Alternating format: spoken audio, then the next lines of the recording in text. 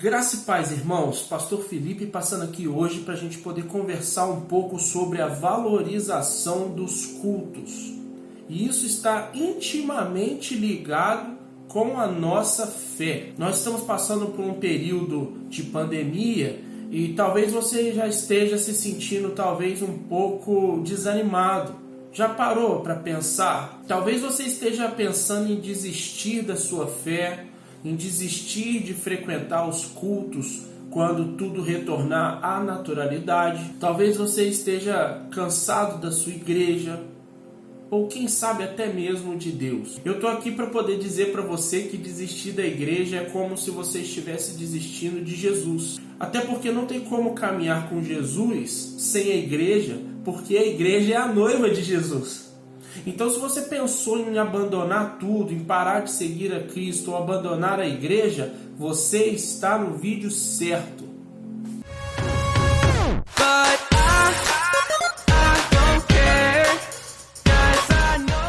O texto que nós vamos trabalhar é Hebreus capítulo 10. Então você pode já ir procurando aí na sua Bíblia, enquanto eu dou mais uma informação para você. No período em que o texto foi escrito, nós não sabemos quem é o autor. Era um período muito conturbado. Muitos cristãos estavam cedendo ali à perseguição romana. Esse texto, por mais que nós não saibamos quem escreveu, nós sabemos que ele foi escrito ali por volta do ano 65 depois de Cristo, na época que Nero estava então governando. E se de fato essa data estiver correta, nós sabemos que esse foi um dos piores momentos da perseguição romana contra os cristãos. Ali no ano de 64, Nero colocou fogo em Roma e botou a culpa nos cristãos. Então você para imaginar como que estava então ali o filme dos cristãos, né? E isso só me faz crer que aqueles tempos eram muito mais difíceis do que os tempos de agora. E vivendo nesse tempo tão difícil, é claro que a gente pode ler esse texto e tirar alguns conselhos para a nossa vida. E o primeiro conselho que eu posso extrair do texto é que nós devemos valorizar o culto. O texto está em Hebreus capítulo 10, versículo 24 e 25, que está escrito assim: E consideremos uns aos outros para nos incentivarmos ao amor e às boas obras. Não deixemos de reunirmos como igreja, segundo o costume de alguns, mas procuremos encorajar-nos uns aos outros, ainda mais quando vocês veem que se aproxima o dia. Irmãos, é claro que hoje nós estamos impedidos de estar reunidos devido à restrição de contingência de pessoas, né? Há realmente o afastamento para que nós não venhamos então a ter uma aglomeração de pessoas. Porém, nós precisamos estar com o mesmo pensamento. Nós precisamos estar seguindo o mesmo norte. Precisamos nos preocupar uns com os outros e fazer de tudo para estar presente, nem que seja de uma forma digital, como nós estamos fazendo agora, né? Ou gravando vídeos, ou fazendo videochamadas, ou até mesmo fazer uma visitação se for de extrema importância. Mas trazendo para o contexto da normalidade, que é o que nós iremos retornar em breve, se Deus quiser, por que o autor de Hebreus está falando do culto? E eu chego à conclusão de que o autor está falando do culto porque o culto é essencial para a caminhada cristã. O crente que tem uma vida espiritual forte, ele costuma não faltar aos cultos. Já percebeu isso? Não falta uma escola bíblica dominical. Ele está sempre envolvido nas atividades da igreja. Ele doa a si mesmo, até mais do que o dinheiro, ele doa a si mesmo para a obra de Deus. Então, uma das coisas que o crente maduro, o crente saudável faz é não faltar aos cultos, porque ele sente a necessidade de prestar culto ao Senhor. Eu estava até conversando esses dias com um amigo meu a respeito disso. Tem gente que vai na igreja, né, ou vai à igreja, melhor dizendo, e eles falam o seguinte: eu vou lá buscar minha bênção, E a verdade é que ele deveria estar falando: eu vou lá prestar culto ao meu Deus, eu vou lá prestar culto ao Senhor, afinal eu não tenho nada a oferecer. Ele me amou primeiro, Ele se deu por mim, Ele enviou seu Filho para morrer por mim. Então agora, tudo o que eu tenho não me pertence, pertence ao Senhor. Então eu vou lá prestar culto a esse Deus bendito, vou prestar culto a esse Deus maravilhoso que se deu por mim. Tenta lembrar de quantas vezes você foi a um culto sem saber o que fazer, muitas vezes até pensando, o que eu estou fazendo aqui? E saiu da igreja, saiu daquele momento com uma resposta de Deus. Saiu daquele momento com um direcionamento de Deus para a sua vida. Eu mesmo me lembro quando me converti, sempre que eu ia na igreja, sempre que eu ia num culto, parecia que a pregação foi só para mim. Parecia que o pastor conhecia a minha vida e estava falando tudo aquilo para mim. Ou seja, na verdade, eu quero que você se lembre de quantas vezes você foi a um culto e que Deus falou especificamente com você. Parecia que todo aquele culto, aquele momento de palavra, era somente você e Deus. Isso sem deixar de lembrar de quantas vezes um irmão te abraçou e falou, olha, conta comigo, te deu uma palavra amiga e dali surgiu uma amizade, pessoas que servem para te colocar para cima, que servem para poder te dar um suporte. Isso acontece, irmãos, várias e várias vezes, em várias situações, nos cultos. Então, para mim, essa é a força do culto, é essa comunhão. Entendeu? Quando a gente está ali junto, com o mesmo propósito, e quando um está com dificuldade, um está fraco, o outro vai lá e ajuda a levantar, e eles caminham juntos. Sinta saudade disso. É tão triste quando a gente passa tanto tempo, né, igual a gente está agora nesse distanciamento social, e as pessoas falam, eu não sinto saudade da minha igreja, eu não sinto saudade dos cultos, eu não sinto saudade de estar lá com aqueles irmãos. É muito triste isso. Eu fico pensando qual é o problema, ou desse irmão, ou dessa igreja, ou desse irmão, ou dessa liderança. Eu vejo pessoas sofrendo, não conseguem mais caminhar. E aí quando eu digo, eu estou morrendo de saudade da igreja, às vezes um ou outro vira e fala, pois é, e eu, para mim, tanto faz, eu não sinto saudade da minha igreja, eu não quero voltar para lá. Então, um conselho que eu digo para você, não queira vencer sozinho. Nós não fomos chamados para caminhar sozinhos. Nós fomos chamados para caminhar em comunhão. Caminhar com o próximo, amar o próximo. Os nossos dons são para o próximo. Então, irmãos, frequentar o culto, além de tudo, também é uma estratégia. Porque às vezes você está ali forte, está firme, está ajudando alguém que está desanimado, cansado. Mas esse outro, então, ele se anima novamente. E lá na frente, muitas vezes é ele que vai te dar, então, esse suporte quando for a sua vez de estar cansado. Porque, afinal, todos nós cansamos. Isso é natural, isso é normal. Às vezes acontece alguma situação que nos deixa para baixo, chateados.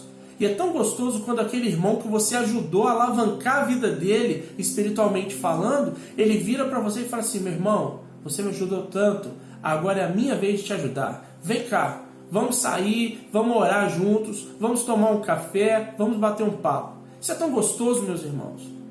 Quantos pastores, quantos amigos me ajudaram no início do meu ministério e eu já pude retribuir isso.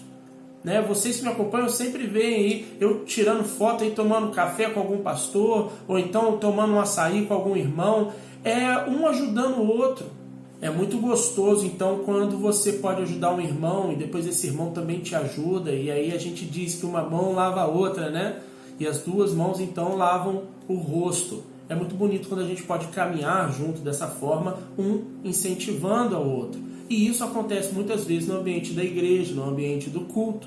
Meus irmãos, eu me lembro no início da minha caminhada cristã, todas as vezes que eu faltava um culto, alguma coisa acontecia de errado. Era incrível. Eu brigava com a minha esposa, chegava um vizinho ou um parente que vinha falar besteira, ficava enchendo a minha paciência lá, e eu ficava assim, por que eu não fui à igreja? Por que eu não fui prestar meu culto? Isso de repente já aconteceu com você também. Mas uma coisa é certa, muitas vezes acontecem coisas ruins quando a gente não está no culto, quando a gente não está ali prestando o culto ao Senhor. Seria melhor que nós estivéssemos na casa do Senhor, e entendam casa do Senhor, né? nós sabemos que ali é só um ambiente onde nós nos reunimos, mas então ali nós prestamos esse culto a Deus. E é o que o texto diz: não deixem de se reunir como igreja, como alguns estão fazendo, como é o costume de alguns. Então sempre participe. Eu mesmo estou sempre aí nas lives, né? A igreja está fazendo os cultos online, eu estou sempre vendo, participando, porque eu sinto vontade e saudade de estar com os irmãos, mas ao mesmo tempo também eu sinto que de alguma forma isso me abençoa. Eu prestar um culto, mesmo que de forma online, com a minha igreja, prestar esse culto ao Senhor. E só um adendo aqui, tá, irmãos? Nós hoje estamos aí, né, com essa dificuldade de poder prestar culto, mas você sabia que nos países muçulmanos isso já é proibido há muito tempo e é passível de morte. Nós temos crentes que são perseguidos na Índia, temos cristãos morrendo na Turquia, mas lá as pessoas continuam frequentando os cultos, continuam dando suas vidas por amor a Jesus Cristo. Até mesmo quando Hitler tentou acabar com os cultos, ele na verdade acabou fazendo que criassem a igreja subterrânea. E dali saiu então milhares de cristãos. E por que o culto não acaba? Porque as pessoas sabem que necessitam disso e que é uma necessidade nossa prestar então esse culto ao Senhor. E a segunda lição então que eu aprendo sobre a valorização dos cultos é que nós precisamos então sempre repetir as primeiras obras. Um pouquinho depois ali em Hebreus capítulo 10, versículo 32 a 34, o texto fala o seguinte: lembrem-se dos primeiros dias, depois que vocês foram iluminados, quando suportaram muita luta e muito sofrimento. Algumas vezes vocês foram expostos a insultos e tribulações.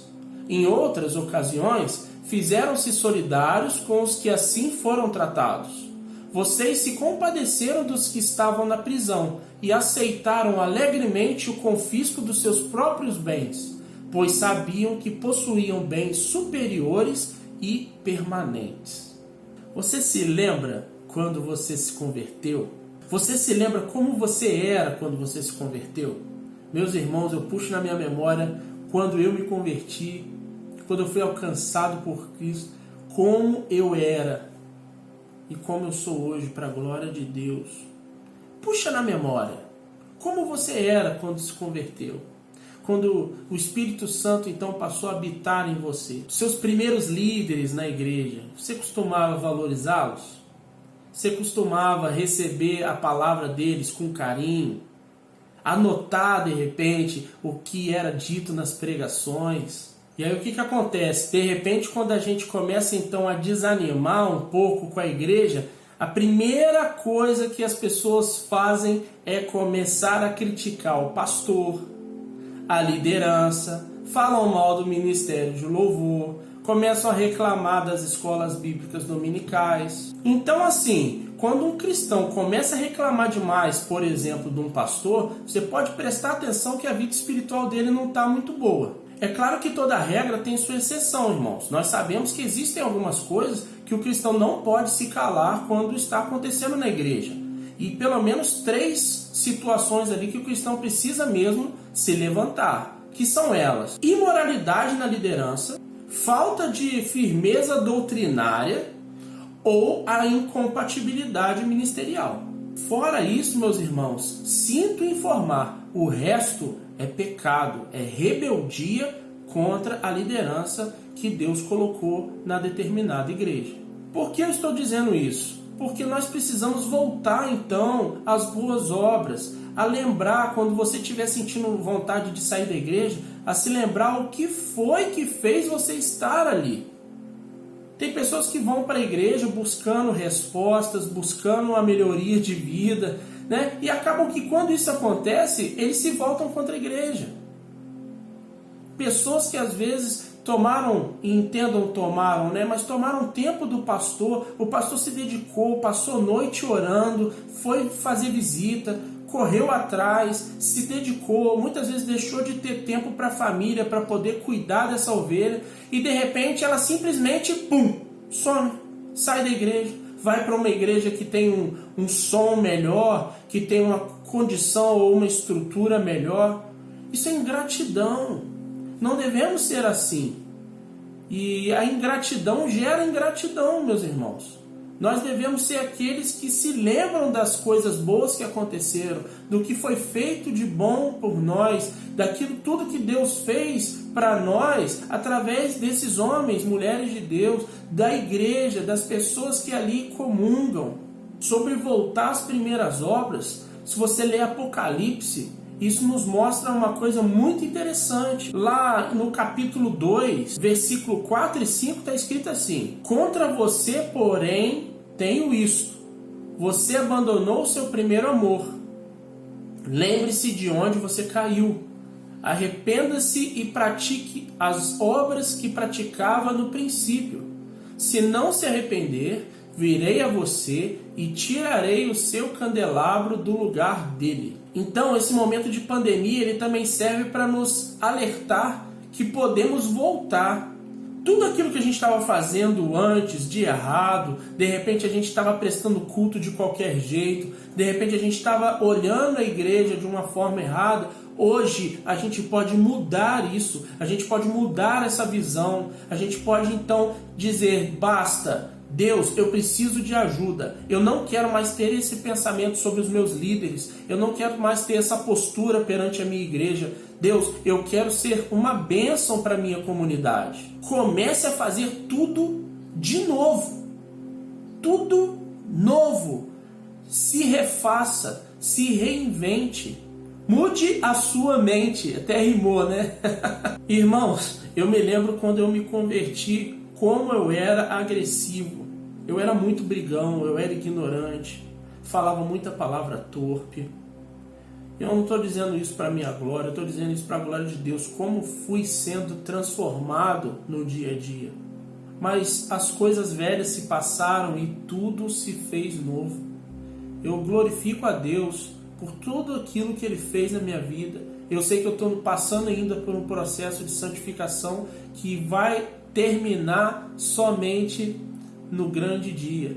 Mas, enquanto isso, eu vou caminhando firme, seguro, nas mãos de Deus, olhando fixo para o alvo, que é Jesus Cristo.